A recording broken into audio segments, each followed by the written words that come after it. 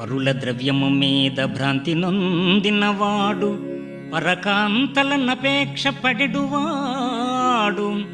అర్ధుల విత్తంబులపహరించెడువాడు దానమియ్యంగ వద్దనడివాడు.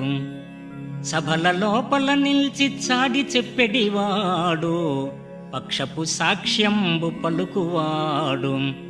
విష్ణుదాసుల జూచి వెక్కిరించెడివాడు ధర్మసాధుల తిట్ట తలచువాడు.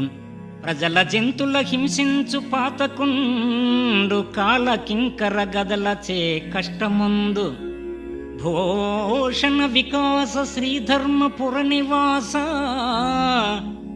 దుష్ట సంహార నరసింహ దురిత దూరా.